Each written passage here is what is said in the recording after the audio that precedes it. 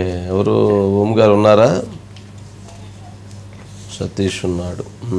నిన్న జరిగినటువంటి game changer ఈవెంట్లో రాజమండ్రి వేదికగా ఒక అద్భుతంగా అమోఘంగా జరిగింది. గేమ్ చేంజర్ ఈవెంట్కు సంబంధించినటువంటి దాంట్లో అక్కడ పవన్ కళ్యాణ్ గారు గత ప్రభుత్వంలో ఎవరైనా టికెట్ల రేట్లు కావాలంటే హీరోలు రావటం ఏంటి, హీరోలు చేతులు కట్టుకోవటం ఏంటి, హీరోలను ఆ రకంగా అవమానించడం ఏంటి అనే దాని మీద మాట్లాడారు.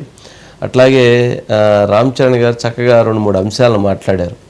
ఒకటి, రాజకీయాల్లో గేమ్ చేంజర్, స్టేట్లోనే కాదు నేషనల్లో కూడా గేమ్ చేంజర్ పవన్ కళ్యాణ్ గారని, ఆయన నిజాయితీకి నేను ఫిదా అవుతున్నాను. అలాగే ఈ సినిమాలో ఎక్కువగా పవన్ కళ్యాణ్ గారి నిజ జీవితంలో ఉన్నటువంటి చాలా అంశాలు దీనిలో ఉన్నాయి, నిక్షిప్తం అయి ఉన్నాయి అనేటువంటి దాన్ని చెప్పారు. అది నిన్నే మనకు ఆ సినిమాలో కొన్ని సన్నివేశాలు చూసినప్పుడు అలా అనిపించి మనం కూడా చెప్పాము. ఆయన కూడా అదే దాని మీద బలంగా చెప్పేటువంటి ప్రయత్నం చేశారు. ఒకసారి బైట్స్ ఉన్నాయా, ఒకసారి ప్లే చేయండి. నిజంగా సినిమా పేరు గేమ్ చేంజర్, అది నిజమే. శంకర్ గారు ఎందుకు పెట్టారో తెలియదు. తెర మీద బహుశా మేము చేసే పాత్ర ఒక గేమ్ చేంజింగ్ పాత్ర, కానీ నిజ జీవితంలో మీ అందరికీ తెలుసు, కేవలం ఏపీలోనే కాదు ఇండియన్ పాలిటిక్స్ కి ఉన్న ఏకైక నంబర్ 1 గేమ్ చేంజర్ ఇవాళ పవన్ కళ్యాణ్ గారే. అలాంటి ఆయన పక్కన నేను నుంచోవడం చాలా అదృష్టంగా భావిస్తున్నాను. జనాల కోసం ఇంత తపన పడి ఇంత ఆలోచించే ఒక వ్యక్తి పక్కన జీవించేటప్పుడు మేము కూడా ఆయన పక్కనే ఉంటూ ఇలా ఉన్నామని, అదే కుటుంబంలో పుట్టామని మీతో ఇలా పంచుకున్నందుకు చాలా అదృష్టంగా భావిస్తున్నాను. శంకర్ గారు ఎవరిని చూసి ఇలాంటి క్యారెక్టర్స్ రాశారో మీ అందరికీ తెలుసు. నిజ జీవితంలో శ్రీ పవన్ కళ్యాణ్ గారిని ఇలాంటి వ్యక్తులు చూసి రాసిన క్యారెక్టర్ అది.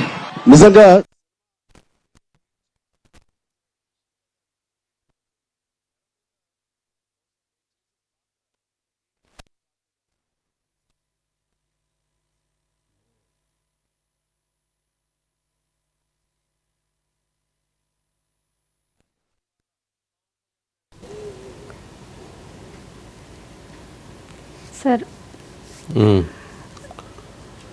సరే, అది ఎవరు సతీష్ ఉన్నాడా, ఓం గారు ఉన్నారా? సతీష్ గారు. సతీష్, ఏంటి ఎలా జరిగింది ఏంటి?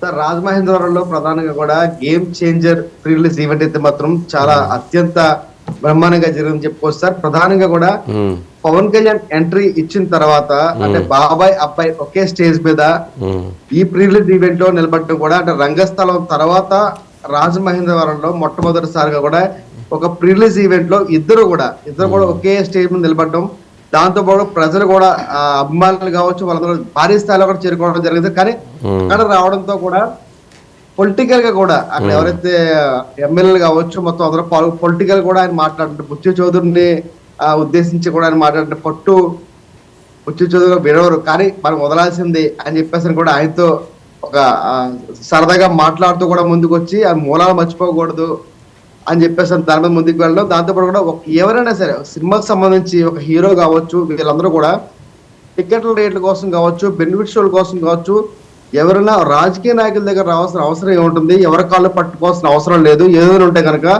ఫిలిం ఎగ్జిబ్యూటర్స్ కావచ్చు, ఫిలిం ఛాంబర్ సంబంధించిన వ్యక్తులు కావచ్చు, వీళ్ళందరూ కూడా వచ్చి డైరెక్ట్ గా నేరుగా మాతో మాట్లాడండి. మాతో మాట్లాడొస్తే మీరు దానికి సంబంధించి ఒక నిర్ణయం తీసుకోవడం తప్ప ఎవరు వచ్చి ఎవరి కాళ్ళు పట్టుకోవాల్సిన అవసరం లేదని చెప్పేసి నేరుగా డిప్యూటీ సీఎం అక్కడ కూడా చెప్పడం జరిగింది. కానీ ఒక కన్నుల పండుగగా ఎంతో ఆనంద ఆహ్లాదకర వాతావరణంలో కన్నుల పండుగ మాత్రం ఆ ఈవెంట్ అయితే కొనసాగని చెప్పొచ్చు. కానీ అసలు ఎవరు ఊహించలేని పరిస్థితి ఏంటంటే, ఎప్పుడు లేని విధంగా కూడా పవన్ కళ్యాణ్ దాదాపు రాజకీయ డిప్యూటీ సీఎం అయిన తర్వాత కూడా ఇప్పుడు అంత సమయం కేటాయించి దాదాపు 1.5 hours ఆయన మాట్లాడడం, అదే స్టేజ్ మీద మాట్లాడడం, మన వ్యక్తిగత విషయాలతో పాటు కూడా రామ్ చరణ్ తో పాటు 1.5 hours మాట్లాడారా? స్పీచ్